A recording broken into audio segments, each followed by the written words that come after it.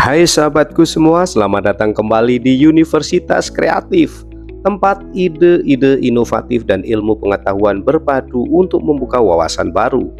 Di episode kali ini kita akan membahas tentang stres. Bukan hanya sebagai perasaan yang mengganggu, tapi juga bagaimana stres bisa mempengaruhi kesehatan fisik kita. Mari kita jelajahi bersama-sama. Apa itu stres dan mengapa kita mengalaminya? Kita semua pernah merasakan stres. Stres adalah respon alami tubuh terhadap tekanan atau ancaman. Saat menghadapi situasi yang menegangkan, tubuh kita secara otomatis memasuki mode fight or flight yang memicu lonjakan hormon stres seperti kortisol dan adrenalin. Respon ini dulunya sangat penting bagi nenek moyang kita untuk menghadapi bahaya fisik seperti predator atau ancaman lingkungan. Namun di era modern, meskipun ancaman fisik berkurang, stres tetap ada, hanya bentuknya yang berubah. Tuntutan pekerjaan, masalah keuangan, atau hubungan sosial bisa memicu reaksi stres yang sama. Apa yang terjadi dalam tubuh kita saat kita merasa stres? Apakah tubuh kita merespon dengan cara yang sama seperti nenek moyang kita menghadapi bahaya fisik? Mari kita lihat lebih dalam. Stres adalah mekanisme bertahan hidup yang pada dasarnya berguna. Namun jika stres berlangsung lama atau terjadi secara berulang, efeknya bisa merusak kesehatan kita. Hormon stres seperti kortisol dapat merusak tubuh kita jika dikeluarkan dalam jumlah besar atau dalam jangka waktu yang panjang. Hal ini yang kita kenal dengan istilah stres kronis. Bayangkan tubuh kita terus-menerus berada dalam mode siaga tinggi, mengeluarkan energi dan merespon ancaman yang tak kunjung reda. Hal ini menyebabkan ketegangan otot, peningkatan denyut jantung, dan penurunan fungsi imun. Stres tidak hanya berpengaruh pada pikiran, tetapi juga membawa dampak fisik yang nyata. Bagaimana stres mempengaruhi sistem kardiovaskular?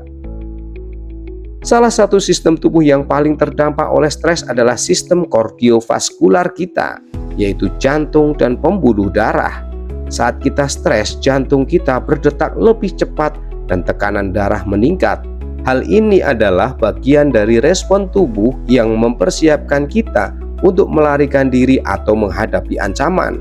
Namun jika ini terjadi terlalu sering atau dalam jangka waktu yang panjang, jantung dan pembuluh darah kita akan mengalami keausan. Penelitian menunjukkan bahwa stres kronis dapat meningkatkan resiko penyakit jantung, hipertensi, dan stroke. Jantung yang terus-menerus bekerja keras akhirnya akan mengalami kerusakan, dan pembuluh darah yang selalu dalam tekanan tinggi bisa menebal atau menyempit, meningkatkan resiko tersumbatnya aliran darah. Inilah mengapa stres sering disebut sebagai pembunuh diam-diam bagi kesehatan jantung kita. Studi dari American Heart Association menyebutkan bahwa orang yang sering mengalami stres cenderung memiliki tingkat kolesterol yang lebih tinggi, bahkan jika mereka menjaga pola makan sehat. Ini karena hormon stres dapat mengubah cara tubuh kita memetabolisme lemak dan gula, yang akhirnya mempengaruhi kesehatan jantung secara keseluruhan. Tidak hanya itu, stres kronis juga bisa mengganggu irama jantung. Kondisi ini dikenal sebagai aritmia, di mana detak jantung menjadi tidak teratur.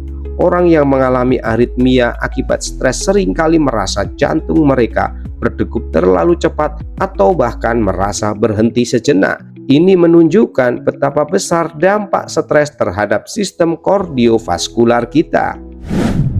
Pengaruh stres pada sistem pencernaan.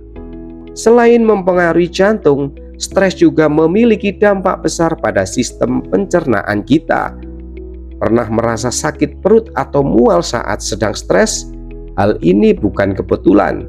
Stres mempengaruhi cara sistem pencernaan kita bekerja. Saat kita stres, aliran darah dialihkan dari organ pencernaan menuju otot-otot dan jantung untuk menghadapi ancaman. Akibatnya, proses pencernaan melambat atau bahkan berhenti.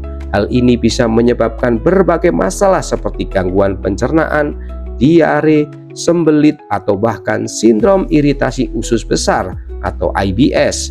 Dalam jangka panjang, stres kronis bisa memperburuk kondisi-kondisi ini dan membuatnya semakin sulit diobati.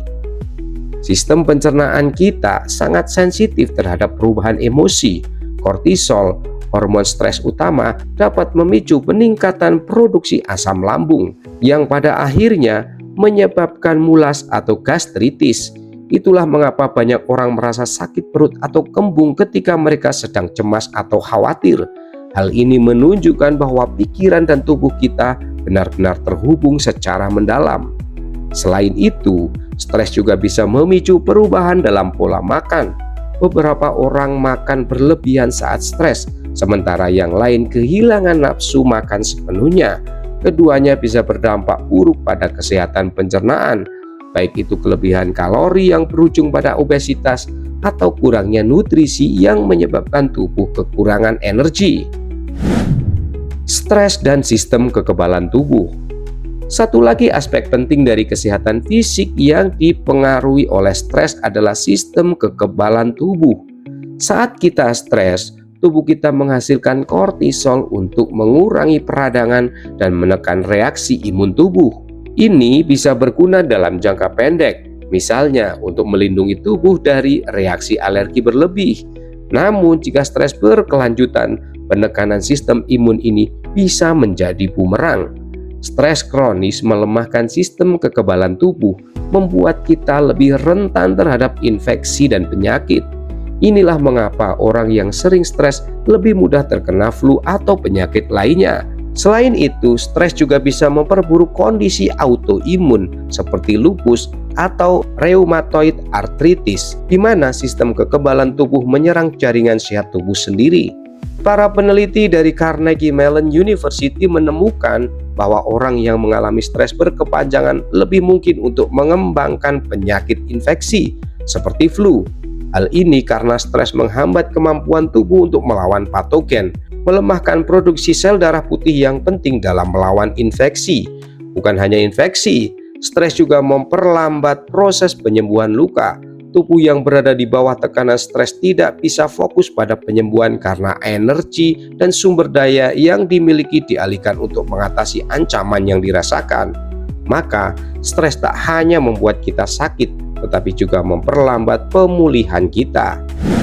Dampak stres pada kualitas tidur. Tak bisa tidur di malam hari karena pikiran terus berputar, itu adalah salah satu efek paling umum dari stres pada kesehatan fisik kita. Stres menyebabkan otak kita tetap aktif dan waspada, membuatnya sulit bagi kita untuk masuk ke dalam fase tidur yang nyenyak. Kurangnya tidur akan berdampak langsung pada fungsi tubuh, mulai dari gangguan fokus hingga sistem imun yang lemah. Jika kita terus-menerus mengalami stres, kualitas tidur kita akan semakin memburuk. Stres kronis dapat menyebabkan insomnia atau gangguan tidur lainnya yang pada gilirannya memperburuk kondisi fisik kita secara keseluruhan.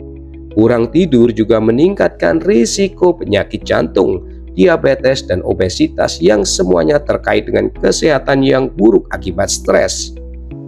Menurut National Sleep Foundation, orang yang mengalami stres kronis cenderung memiliki pola tidur yang terganggu, sering terbangun di tengah malam, dan merasa lelah ketika bangun di pagi hari. Hal ini karena hormon stres seperti kortisol membuat tubuh kita selalu siap siaga, bahkan saat kita seharusnya beristirahat. Selain itu, stres dan kurang tidur bisa menjadi lingkaran setan. Stres membuat kita tidak bisa tidur, dan kurang tidur memperburuk stres.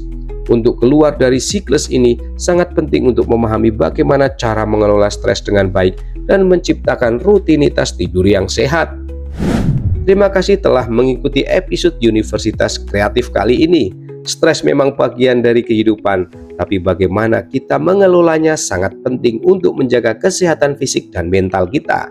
Jangan lupa untuk share pengalaman Anda mengatasi stres di kolom komentar dan subscribe Universitas Kreatif untuk konten-konten menarik lainnya. Sampai jumpa di episode berikutnya. See you next time.